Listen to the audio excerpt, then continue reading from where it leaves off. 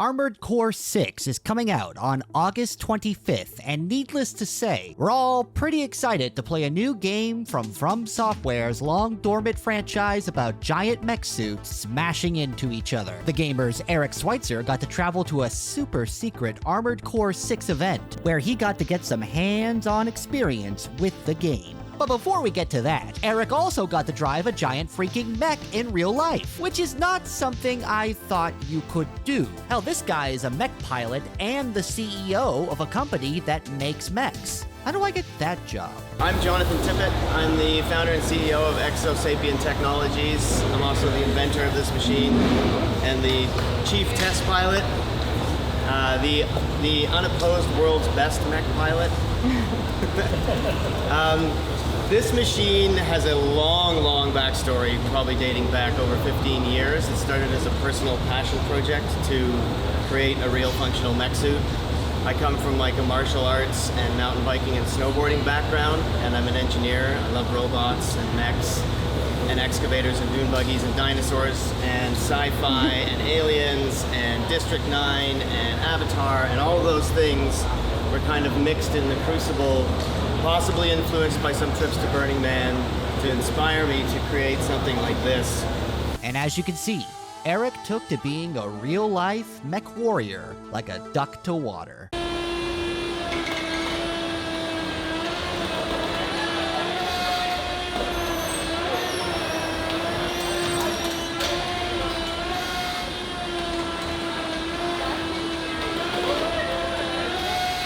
And then we got to play Armored Core 6, which is about as close to actually piloting a mech as us regular folk will ever get. The game is shaping up to be another solid entry in From Software's stellar library of games. Although, if you're expecting Dark Souls but with mechs, you may be a little disappointed, but not that much. Hopping into game number 6 in this series isn't nearly as intimidating as we were worried it might be. The mech controls are fairly intuitive, and there's no need to flip your controller upside down to play this. Armored Core 6 is all about momentum, control, and positioning. You slide your mech across the war-torn maps while locking onto enemies and blasting them with your guns, missiles, and melee weapons. The focus is on constantly moving and anticipating your enemy's attacks. The big difference here, of course, is that instead of dodge rolling out of the way to avoid damage, you're leaping across giant skyscrapers trying not to get exploded by a missile barrage. There's not an Elden Ring level of customization options, but you can create a variety of different loadouts, and trust us, you're gonna want to switch up your loadouts from time to time because certain equipment is better suited for certain boss encounters. And these boss battles are pretty dang tough.